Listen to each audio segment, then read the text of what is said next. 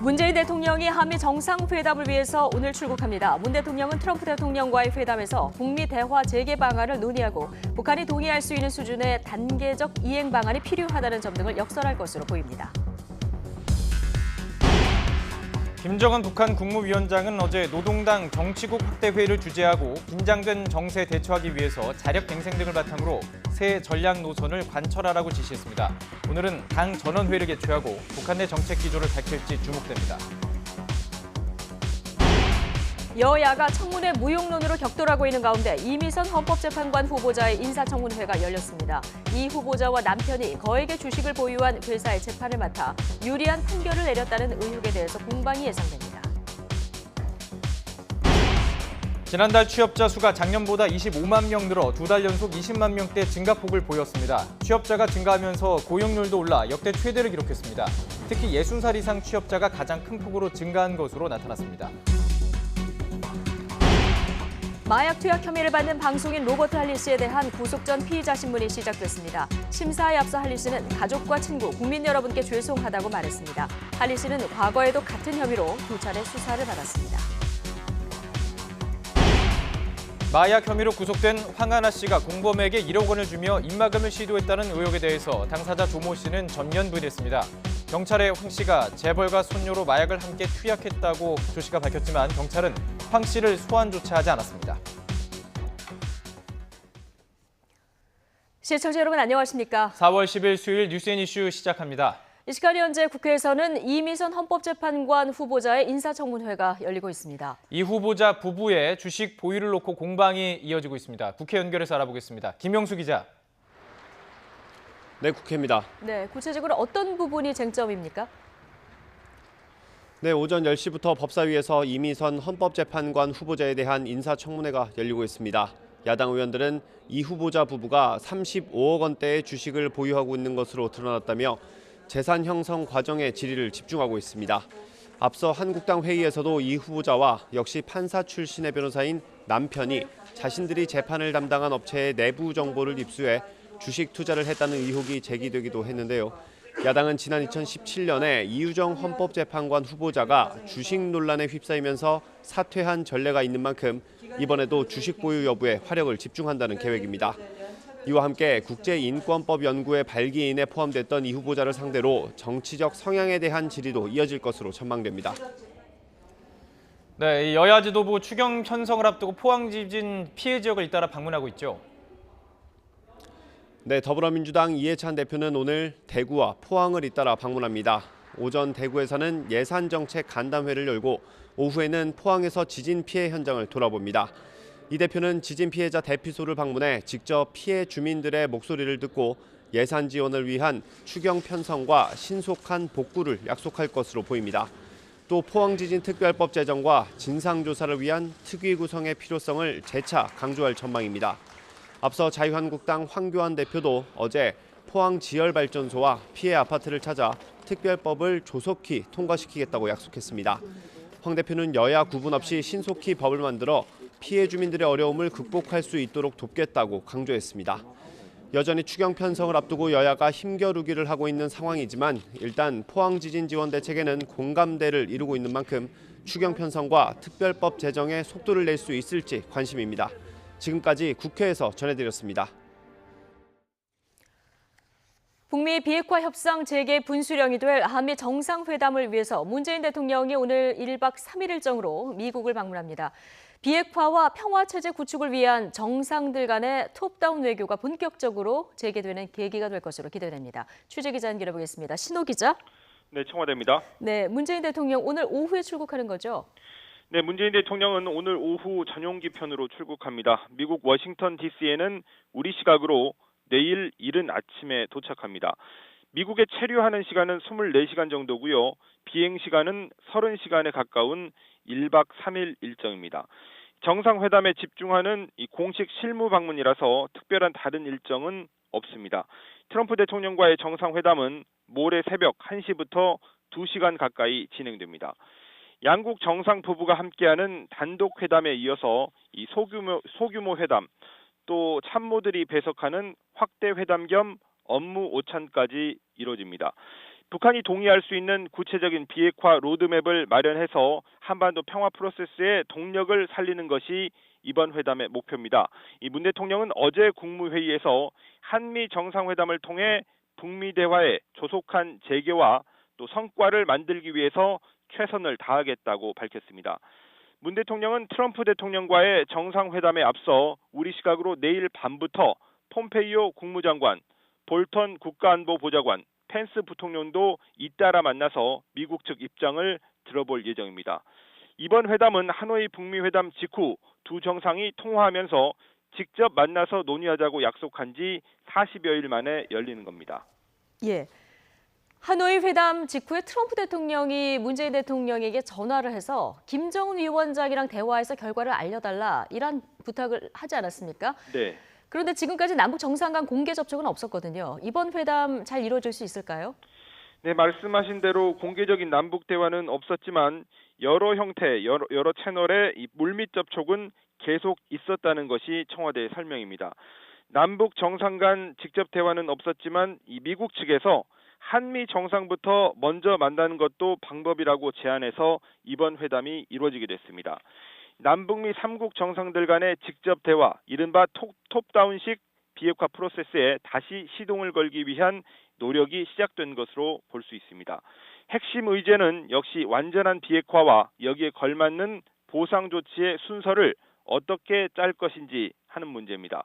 완전한 비핵화까지 제재를 유지해야 한다는 미국과 이 비핵화 단계별 제재 완화를 주장하는 북한은 한치의 양보도 없습니다.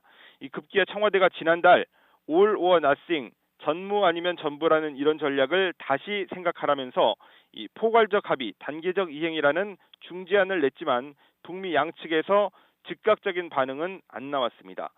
의제 조율을 위해서 지난주 미국에 다녀온 김현종 국가안보실 2차장은 좋은 결과를 기대한다고 밝히기도 했는데요. 이번 회담 성과에 따라서는 문재인 대통령 귀국 이후에 대북 특사 파견이나 4차 남북 정상회담, 또 상반기 중 트럼프 대통령의 방안을 통해서 또 한 차례의 한미 정상회담이 연쇄적으로 이어질 수도 있습니다. 지금까지 청와대에서 YTN 신호입니다.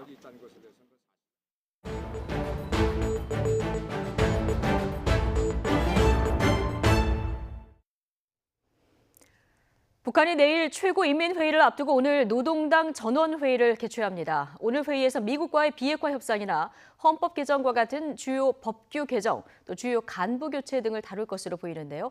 왕선택 통일외교 전문기자 연결해서 북한 정치 동향 점검해 보겠습니다. 자, 왕선택 기자. 네, 왕선택입니다. 예. 자, 북한에서 어제와 오늘 또 내일까지 주요 정치 일정이 이어지고 있습니다. 이 일정부터 먼저 좀 정리를 해볼까요? 네, 외형적으로 중요한 것은 내일 열리는 제14기 최고인민회의 출범이 되겠습니다. 여기에서 김정은 국무위원장을 선출하게 되는데 김정은 위원장의 임기가 새로 시작되는 행사라는 점에서 의미가 있습니다. 예. 또 최고인민회의는 헌법 개정이나 국가직의 주요 간부들을 교체하기 때문에 그런 것도 관심사가 되겠습니다. 문제는 북한이 노동당 독재 국가인 만큼 최고인민회의에서 다루게 될 내용은 노동당에서 먼저 결정을 해서 최고인민회의로 넘기게 됩니다. 노동당의 결정은 기본적으로 중앙위원회 전원회의에서 결정이 되는데 그래서 오늘 노동당 전원회의가 열리고 있는 그런 상황으로 보입니다. 예. 그런데 노동당 전원회의는 규모가 한 236명입니다. 기본적으로 큰 편이라서 효과적인 토론에 어려움이 있습니다. 그래서 북한은 주로 노동당 중앙위원회 정치국 회의나 정치국 확대 회의를 열어서 주요 안건을 먼저 결정한 다음에 전원회의로 이관하는 그런 절차를 밟아왔습니다. 예. 그래서 북한이 어제 정치국 확대 회의를 개최를 했습니다. 정치국 확대 회의는 상무위원 4명, 정치국원 13명, 후보위원 12명 등 기본 참석자가 29명입니다. 여기에 전문 부서 부장과 제1부 부장, 또 일부 부서의 부부장, 그리고 도당위원장 등 해서 한 90명 정도가 참석하는 그런 회의가 어제 열린 정치국 확대 회의가 되겠습니다. 예, 얘기를 들어보면 어제 열린 정치국 확대 회의 결과가 오늘 전원 회의 그리고 내일 최고인민회의 결과로 이어질 것으로 봐야 되겠는데요. 어제 확대 회의에서는 어떤 얘기들이 나왔습니까? 네, 예상 가능한 대로 최고인민회의에서 다룰 예산안 또 결산 문제가 검토가 됐고요.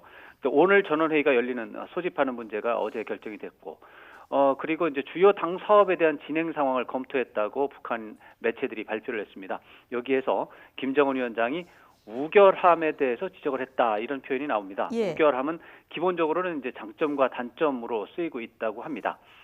김정은 위원장이 또 당 간부들에 대해서 주인다운 태도로 자력갱생과 간고분투 정신으로 새로운 전략 노선을 관철할 것을 강조를 했고, 그리고 당 간부들에 대해서 만성적인 형식주의, 요령주의, 패배주의 이런 것에서 벗어나서 헌신 분투할 것을 또 요구를 했다고 북한 매체들이 오늘 오전에 보도를 했습니다. 전반적으로 현재 상황을 긴박한 상황으로 보고 당 간부들의 분발을 촉구한 것으로 평가할 수 있습니다. 예. 새로운 전략 노선이라는 얘기가 나왔는데요. 이 새로운 전략 노선이라는 것이 김정은 위원장이 지난 1월 신년사에서 말한 새로운 길, 이것과 같다고 봐야 됩니까? 네, 일부 겹치는 부분이 있다고 봐야 되겠습니다. 그렇지만 예. 문맥으로 보면 지난해 4월 20일에 경제발전 총력 집중 노선을 새로 채택을 했는데 그것을 의미하는 것으로 해석하는 것이 현재로서는 적절할 것 같습니다. 김정은 위원장의 정책 기조는 그래서 큰 틀에서는 경제발전 기조가 유지가 된다. 다만 소규모적으로 전술적인 차원에서는 변화가 불가피한데 그런 부분들은 자력갱생을 강조한 부분에서 볼 수가 있습니다. 자력갱생 또 간고분투 이런 얘기를 강조를 하면 수개월 안에 경제 제재가 해제되지 않는다라는 판단이 전제가 된 것으로 볼 수가 있고, 그런 차원에서 미국과의 비핵화 협상도 큰 틀에서 유지하는 것으로 평가를 할 수가 있습니다. 다만 비핵화 협상을 통해서 경제 발전을 위한 국면 전환이 그런 것을 기대를 할 수 있는데 그 시기가 늦어지는 것에 대해서는 도리 없이 유연하게 적응하는 수밖에 없다. 이런 결론을 내린 것으로 볼 수 있습니다. 예. 앞서 김정은 위원장이 당과 내각 사업을 분석하면서 우결함, 그러니까 장점뿐 아니라 단점까지 다 지적을 했다 이렇게 얘기를 했는데, 네. 자 그러면 노동당과 내각에서 대폭적인 어떤 인사를 예고한 것으로도 볼 수 있을까요? 네, 당연히 오늘 노동당 전원회의에서 일부 인사는 있을 것인데 예. 그것은 우결함이라는 단어가 약간 좀 애매모호한 부분이 있습니다. 우결함이라고 하는 부분은 북한에서 주로 장점과 단점을 의미하는 말로 쓰이고는 있는데 또 근심이 돼서 답답하다라는 표현으로도 사용되고 있습니다. 아, 예. 그래서 이 두 가지 의미가 동시에 있는데 여러 번 읽어봤는데 어느 쪽인지 정확하지는 않습니다. 만약에 이것이 근심이 되어 답답하다라는 의미로 사용이 됐다면 당과 내각 사업에 대한 불만을 강하게 표명한 것으로 볼 수가 있습니다. 예. 그렇게 보면 오늘 전원회의에서 당 차원의 주요 간부에 대한 인사 규모가 커질 것이다. 이렇게 예상을 할 수가 있겠습니다.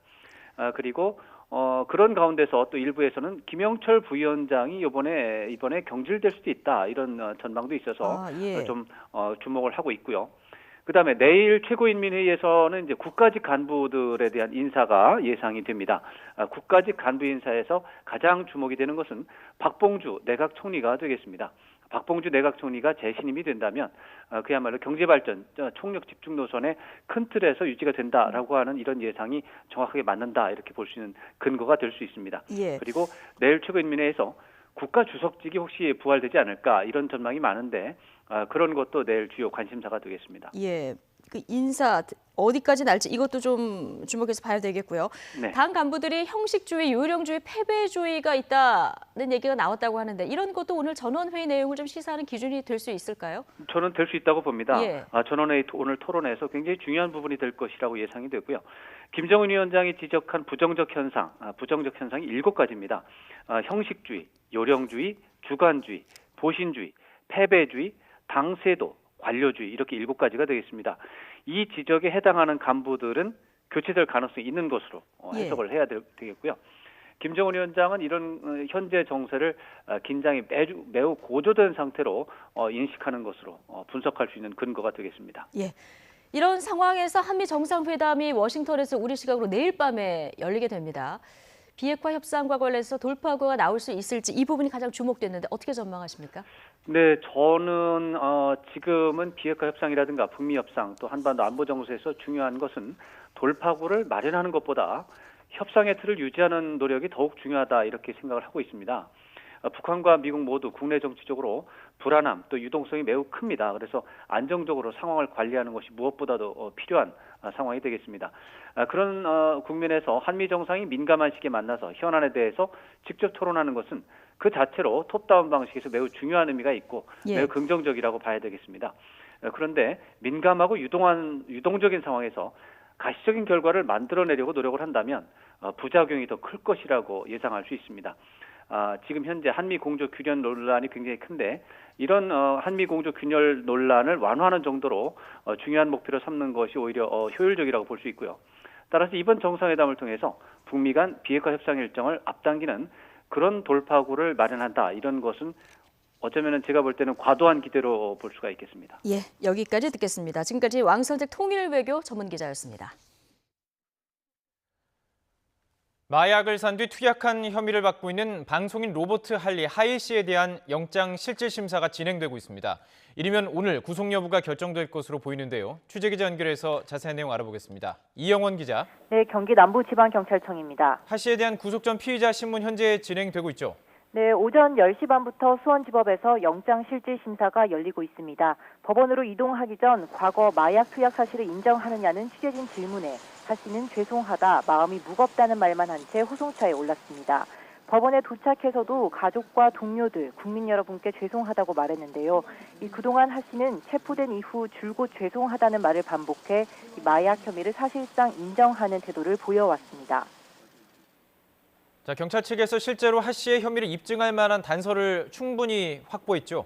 네, 현재 하 씨는 마약을 산 뒤 투약한 혐의를 받고 있는데요. 지난 8일 긴급 체포된 뒤 경찰 조사에서 이 부분을 시인하기도 했습니다. 지난달 인터넷으로 마약을 구매해 지난주에 투약했다고 진술한 겁니다.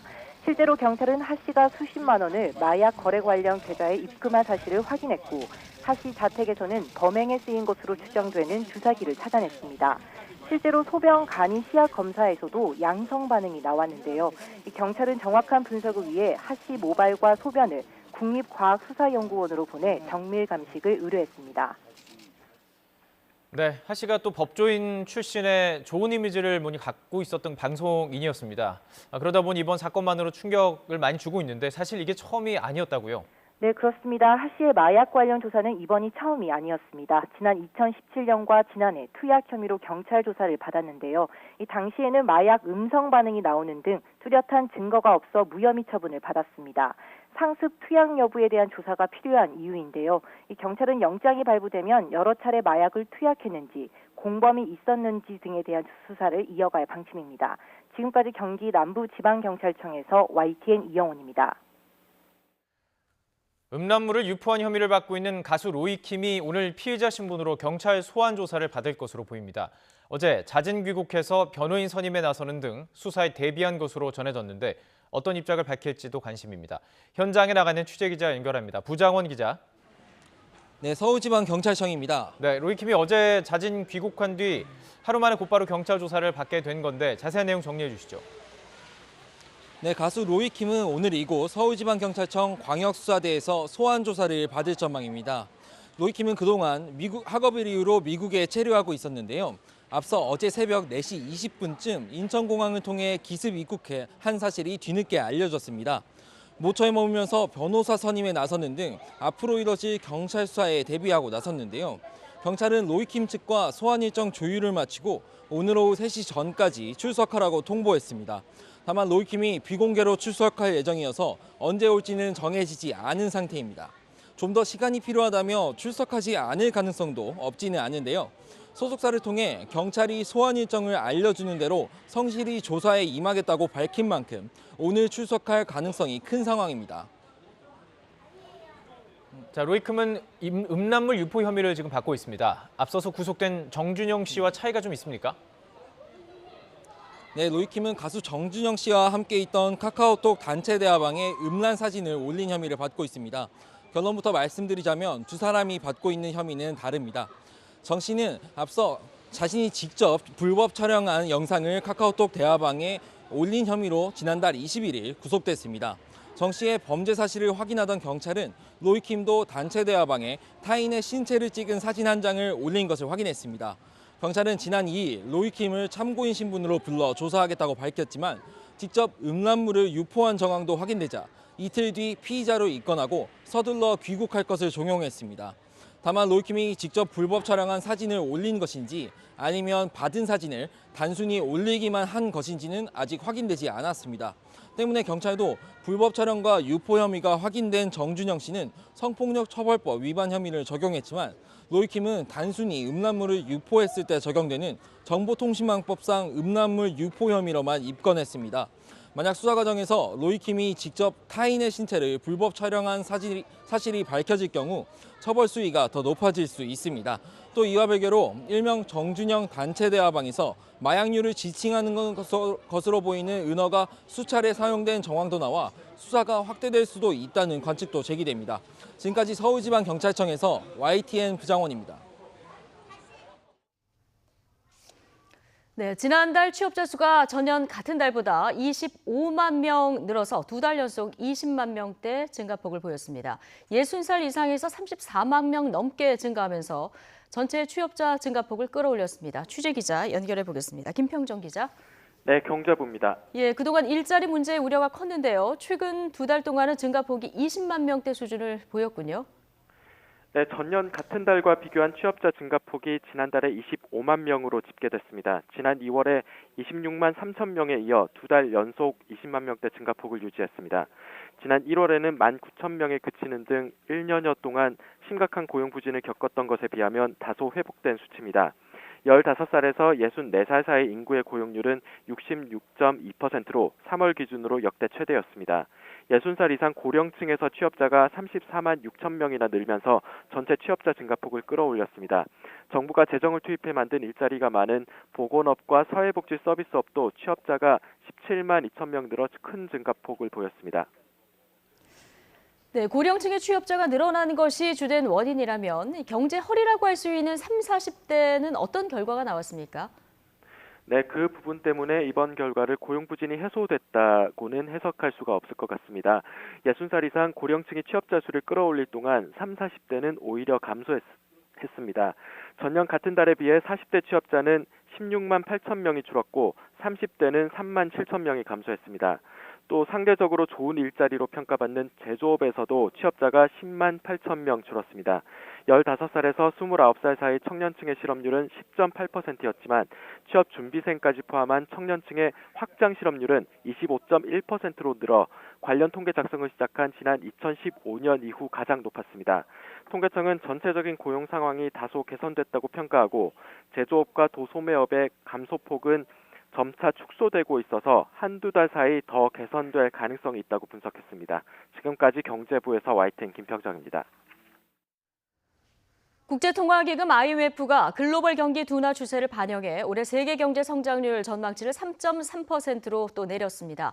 IMF는 9일 발표한 세계 경제 전망에서 3개월 전 전망치보다 0.2%포인트 낮은 수치를 제시했으며 지난 9개월 사이 세 차례 성장률 전망치를 내렸습니다. IMF의 세계 경제 성장률 전망치는 지난해 7월 3.9%였지만 10월 3.7%, 올해 1월 3.5%로 하향 조정됐습니다. 다만 내년 성장률 전망치는 기존의 3.6%가 그대로 유지됐습니다.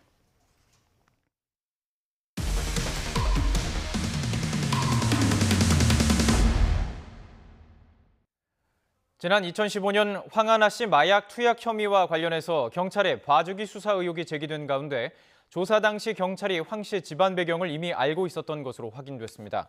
황하나 씨의 마약 공범인 조모 씨는 YTN 취재진을 만나 당시 경찰 조사 과정에서 자신이 황 씨는 남양유업 외손녀라고 진술했다고 말했습니다. 조 씨는 경찰 조사 때 황 씨의 집안 배경에 대한 얘기가 나왔다며 담당 경찰관도 황 씨가 재벌 3세라는 것을 알고 있었다고 전했습니다. 이와 함께 경찰은 앞선 첩보 수집 단계부터 황 씨의 마약 투약 의혹과 집안 배경에 대한 정보를 확보했던 사실도 YTN 취재 결과 확인됐습니다. 하지만 경찰은 황 씨를 조사도 하지 않은 채 1년 7개월 만에 불기소 의견으로 검찰에 송치해 유착 의혹을 받고 있습니다. 황하나 씨가 지난 2015년 마약을 했을 때 황 씨를 포함해서 모두 4명이 함께 있었던 것으로 확인됐습니다. 황 씨가 좋은 약을 해보자면서 제안을 해왔고 자신에게 직접 투약까지 해줬다고 말했습니다. 박기환 기자의 보도입니다. 공범 조모 씨는 지난 2015년 9월 동네 친구였던 황하나 씨에게 이상한 전화를 받았다고 설명했습니다. 좋은 약이 있으니 함께 투약하자고 제안했다는 겁니다. 자기가 이런 약이 있는데 하지 않겠냐, 해보지 않겠냐. 이 친구도 해보자 그러고 하나도 하자 그러고. 조 씨는 YTN 취재진에게 자신의 집에서 필로폰을 맞았다고 말했습니다. 당시 황 씨와 남성 2명 등 모두 4명이 함께 있었다고 전했습니다. 이 일 있는 사람은 그 4명이에요. 황하나랑 나머지. 그러니까 정확히는 모르겠는데 그 나머지 있었던 2사람도 경찰서 이번에 조사를 받았다고 알고 있어요. 마약 파티는 꼬박 하루 동안 이어졌습니다. 조 씨는 황 씨에게 건네받은 필로폰 0.5g 가운데 0.3g을 8시간마다 한 번씩 3번 나눠 맞았습니다. 주사를 놔준 건 황 씨였습니다. 황 씨도 직접 자신의 몸에 투약했습니다. 그러니까 총 하루가 넘게 있었어요, 같이. 그렇기 때문에 충분히 할 수 있는 일이고. 이후 조 씨는 황 씨를 통해 알게 된 마약 공급책으로부터 마약을 사서 투약했다가 경찰에 덜미가 잡혔습니다. 황하나 씨와 함께 마약을 투약한 또 다른 2사람, 그리고 마약 공급책까지.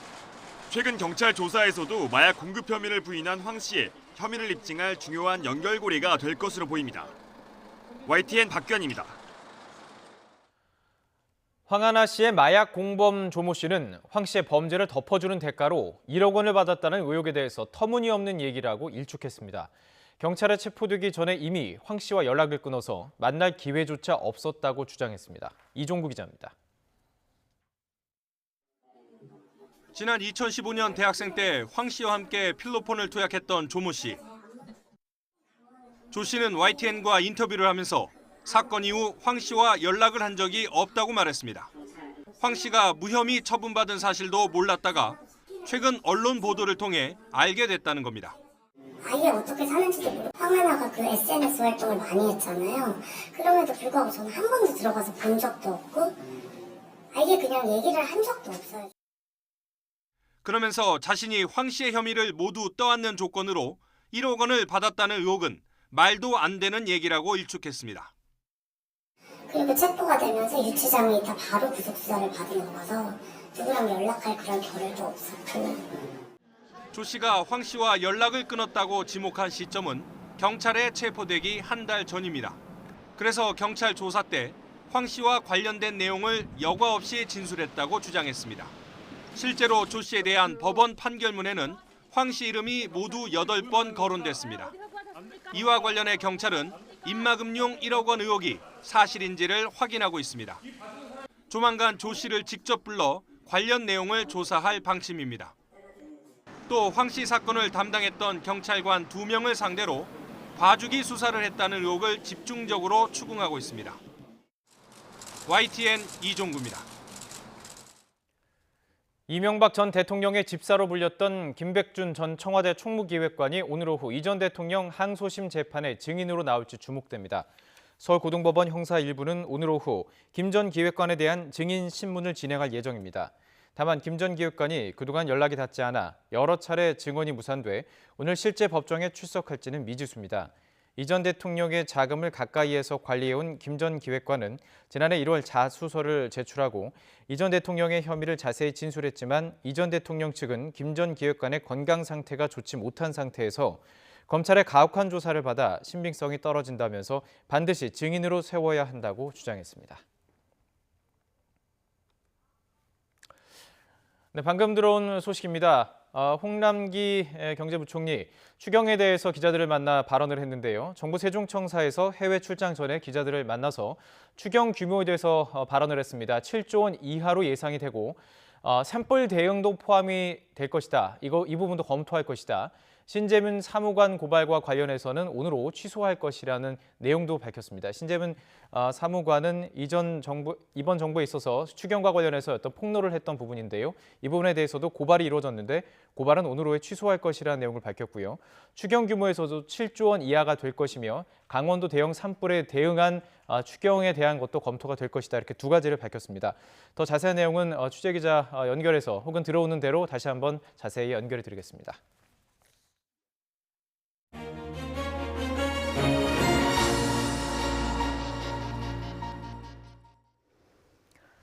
산불 발생 후 5시간 동안 대통령 행적이 묘연하다. 혹시 술 취해 계셨느냐? 어제 국회에서 이런 발언이 나왔습니다. 청와대는 즉각 가짜뉴스다, 강력 대응하겠다 밝혔고요. 민주당도 고발하겠다고 하는데요. 민주당 가짜뉴스 대책 특별위원장인 박광원 의원 전화 연결해서 입장 들어보겠습니다. 박 의원님 나와 계시죠? 네, 안녕하세요. 반갑습니다. 예, 안녕하세요. 지금 뭐 별별 이야기가 다 나오고 있습니다. 대통령 술 취해 계셨나? 이 발언은 그런데 다른 데도 아니고 어제 국회 행안위에서 나온 동료 의원의 발언인데 일단 어떻게 들으셨습니까? 저도 믿을 수 없는데 제가 돌려드리고 싶어요. 혹시 그분들 술 취해서 발언하신 거 아닐까요? 네. 제가 믿을 수 없는 허무맹랑한 얘기인데요. 제가 보니까 지금의 그 동해 산불 예상보다 빨리 잘 대처해서 진압하고 또 이제 복구하기 위해서 지역 주민들이 애쓰고 있고 많은 분들이 국민들이 힘을 모아서 성금도 보내고 복구 운동에 나서고 있는데 어떤 그런 흐름을 좀 방해하고자 하는 그런 심사가 있지 않나. 예. 그리고 그다음에 소방관들 또 경찰관, 군인 또 산림청 직원, 기초단체장 또 공직자들이 정말로 헌신적으로 산불을 진화하고 정부가 시스템에서 적절하게 대처한 것이 좀 뭔가 마음에 안 들어하는 것 아닌가 하는 그런 저는 좀 생각이 들어요. 왜 그럴까요? 예. 그러니까 제가 예. 조금 전에 말씀드린 것처럼 이 분위기, 이 흐름, 그러니까 조개 산불을 진화하는 한 것에 대한 정부의 대처가 적절했다는 그런 평가가 있었고요. 예. 또 공직자들이 소방관을 포함해서 공직자들이 참으로 희생적이고 헌신적으로 잘 대처했다. 네. 그래서 우리 하나 국민들이 힘을 모아서 조기에 수습하고 복구하자 하는 이런 흐름이 야당에게 별로 이롭지 않다고 본 게 아닐까. 네. 저는 그러니까 그런 생각이 들었어요. 정부 여당이 네. 잘 하고 있다는 흐름을 뭔가 좀 야당이 끊어가고 싶어하는 의도가 아니겠느냐. 박광훈 의원님은 지금 이렇게 보시는 거고요. 그래서 그렇지 않다면 술 취해 계셨나 이 발언을 좀 돌려주고 싶다 이런 얘기까지 하셨는데요. 그렇죠. 네. 예. 자, 그런데 조원진 의원이 이제 회의 녹취록까지 지금 요구한 상황입니다. 그런데 단순히 유튜브 방송에서 이야기를 어제 그대로 인용을 한 건지 아니면 어떤 다른 판단 근거를 가지고 이런 얘기를 한 건지 어떻게 저는 파악하고 근거가 계십니까? 있다면 내놓았으면 좋겠는데요. 제가 예. 알아봤더니 굉장히 적절하게 대처가 됐는데요. 이 유튜브 먼저 말씀을 드릴게요. 네. 이게 최초의 포자는 그러니까 화재 발생 하루 뒤인 4월 5일 5시 53분에 페이스북에 허위 조작 정보가 올렸고 그것을 받아서 그거 유튜브 채널 두고 또는 포털 SNS에서 이제 동시다발적으로 유포가 됐고 네. 한 90개 가까운 허위 조작 정보가 유통되고 있습니다. 예, 지금 파악해 본 그런데 결과 예. 네네, 그렇죠. 그런데 대통령의 이제 동선을 쭉 저희들이 파악을 해보니까 예. 대통령께서는 그 신문의 날 기념식에 가셔서 이미 6시 40분에 이제 자리를 떴어요. 근데 예. 그때 당시 거기 참석했던 신문협회 관계자들과 이 건배하는 그림 화면이 하나 있어요. 그걸 예. 가지고 이제 얘기를 하는 건데. 그러니까 이 건배한 사진 한 장을 근거로 지금 얘기를 하고 있는 건데요. 그렇죠. 그러니까 예. 대단히 근거가 없이 그냥 하지 않았을까? 이렇게 이제 문제 제기를 했는데 예. 이것이 만일 저는 이번에 이 화재가 예. 그런 헌신적인 희생적인 공직자들의 대처 또 정부의 적절한 대처가 빗나가 가지고 불이 더 지속됐거나 예. 악화됐더라면 이런 거짓말 허위 조작 정보가 아마 산불보다 더 무섭게 번졌을 겁니다. 예. 그렇죠. 예. 그거는 뭐냐면 이 사회의 어떤 질서와 공공의 안녕을 무너뜨리는 그런 의도가 그 안에 숨어 있는 거예요. 예. 굉장히 위험한 거죠. 그러니까 예. 제가 다시 시간을 보니까 불이 이제 현장에서 소방관이 도착한 게 7시 28분이고 7시 28분, 38분에 대응 1단계가 발령이 됐고 예. 그다음에 40분에 청와대에 보고가 됐고 예. 그다음에 최초 가용 소방력이 최대 투입하라는 게 7시 44분에 이제 지시가 예. 내려가요. 그리고 쭉 이렇게 나오는 겁니다. 쭉. 그리고 예. 대통령 소방청장이 고성 현장에 밤 11시 58분에 도착을 합니다. 예. 그 과정에서 청와대 이제 그 위기관리센터는 다 정상적으로 작동이 되고 있었죠. 예. 근데 지금 아시다시피 보수 진영에서는 지금 왜 VIP가 회의에 늦게 참석했느냐 이 부분을 회의에 얘기를 하고 늦게 있고. 참석하는 것은 예. 자, 그러니까 이게 만일 안 됐더라면 제대로 이게 작동이 안 됐더라면 대통령이 왜 회의에 늦게 나왔냐 문제 삼을 수가 있는 거예요. 예. 그런데 그 대응이 그 대통령이 사정을 잘 되고 만기치려면 있었다. 하는 게 아니거든요. 예. 대통령이 화재 발생 단계부터 회의를 주재하고 모든 걸 지시하는 게 아니고 이미 매뉴얼이 있어요. 위기관리 매뉴얼이. 그것에 따라서 착착착착 진행이 됐어요. 그리고 예. 소방청장이 고성 현장에 도착한 게 밤 11시 58분이에요. 그다음에 안보실장이 국회 운영에서 이사간 게 10시 38분. 예. 노영민 비서실장 11시에 출발했습니다. 그러니까 예. 실질적으로 모든 조치가 다 이루어진 다음에 이제 사실 대통령이 최종적으로 이제 확인을 하는 거죠. 그래서 처음부터 예. 대통령이 나와서 안보실장보다 더 위기관리센터장보다 먼저 나와서 이렇게 다 이렇게 하나하나를 다 지시하는 건 예. 아니잖아요. 그런 식으로 움직이면은 그건 인치죠. 예, 예. 네. 네, 어떤 말씀인지 터무니없는 알겠고요. 주장을 하는 거는 자꾸 세월호 때 그 정권이 제대로 대응하지 못했던 것에 대해서 반박하고 싶어 하는 겁니다. 근데 반박이 안 되죠. 세월호는 눈앞에서 300명이 넘는 국민을 수장시킨 사건이고 예. 이거는 정말로 모든 공직자들이 최선을 다해서 조기에 진화한 모범적인 사례잖아요, 지금. 결과적으로도 대응 실패와 성공 이 부분이 갈린다 뭐 이런 말씀이신데요. 지금 당연한 말씀이죠. 예, 말씀하신 대로 안상수 의원 한국당 의원인데 네. 7시간을 초 단위로 알리려고 난리치던 사람들이 하면서 이 7시간 프레임을 지금 들이밀고 있는 이런 상황이거든요. 그러니까요. 예, 그런 이런 부분은 프레임이 어떻게 보십니까? 예. 국민들을 우습게 하는 겁니다. 국민들은 이미 세월호 사건과 이 사건은 결과부터 다르고 진행 과정이 다르잖아요. 이 동해 산불에 대해서는 제가 이 시간 단위로 방송 시간 때문에 다 불러드리지 못해서 그러는데요. 네. 매뉴얼에 따라서 예. 제대로 대처를 한 겁니다. 고민정 대변인이 뭐라 그랬냐면은 예. 기자들이 그랬어요. 정영 안보실장이 자리에 없어서 대체 차질이 있었냐 이렇게 물어보니까 고민정 대변인이 안보실장이 그 자리에 있었더라면 좋았겠지만 없었어도 대처에는 아무 문제가 없었다. 예. 매뉴얼에 따라 됐기 때문에. 네. 이게 자, 정상적으로 되는 나라도 이게 나라가 정상적으로 운영되는 거예요. 예, 의원님. 네. 그러면은 지금 이 모든 근거가 그날 신문의 날 행사 참석해서 좋은 신문을 위해서 건배한 이 사진 한 장 때문에 지금 이런 여러 가지 설들이 나오고 있는 상황 아니겠습니까? 그러니까 신문의 아니라 날 이거는 행사 참석까지만 팩트니까 이후 네. 일정은 그냥 청와대에서 깔끔하게 공개하면 뭐 정리가 다 될 것 같기도 한데요. 그 대통령께서 이제 식사도 하시고요. 예. 또 청와대 이제 일이 끝났지 않습니까? 예. 이 일과 시간이. 그리고 이 미디어를 통해서 계속 그거를 이 모니터링을 하셨어요. 예. 네네. 모니터링을 하시고 다 제대로 대처가 이루어지고 있구나 예. 이걸 확인을 하신 거죠. 예. 그리고 소방청장이 아까 말씀하신 것처럼 현재 자정 직전에 도착합니다. 현장에. 네. 그럼 이제 소방청장이 최종적으로 현장에서 파악하고 이제 대통령한테 보고를 하는 그런 단계가 이제 남아 있는 거죠. 예. 그러니까 0시 10분에 위기관리센터에서 회의를 하는 건 지극히 이 순서상으로 볼 때 상식적인 거지. 아마 제가 그런 일 해본 분들도 공직을 안 해본 분들이 아닐 겁니다. 예, 알겠습니다. 네네. 예, 의원님. 그 청와대에서는 어쨌든 좀 강력 대응하겠다 이런 입장인데 일단은 최초 유포한 유튜버들에 대해서 강력 대응할 방침인 것 같습니다. 국회의원 발언 네. 좀 면책 특권이 있어서요. 민주당에서도 따로 별도로 고발할 계획을 갖고 계십니까?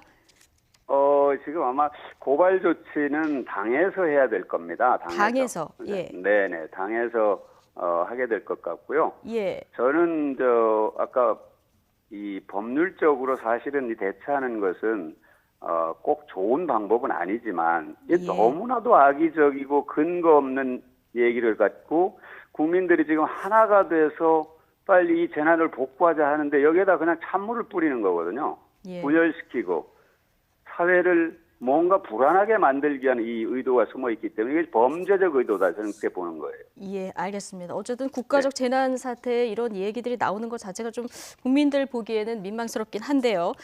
여기까지 시간이 다 돼서 듣겠습니다. 민주당 가짜뉴스 대책 특별위원장인 박광원 의원이었습니다. 의원님 고맙습니다. 네, 고맙습니다. 네, 박영선, 김현철 장관 이미 임명장까지 수여했는데 이 후폭풍은 계속되고 있습니다. 한국당은 어제 긴급의총을 청와대 앞에서 열었고요. 헌법재판관 청문회가 열린 법사위에서는 어차피 임명할 걸 청문회 뭐하러 하냐, 한국당 의원들의 성토가 이어졌습니다. 어제 이 자리에 계셨던 한국당 장제원 의원, 잠시 뒤에 민주당 박범계 의원과 함께 모시고 이야기 들어보겠습니다. 2부에서 다시 뵙겠습니다.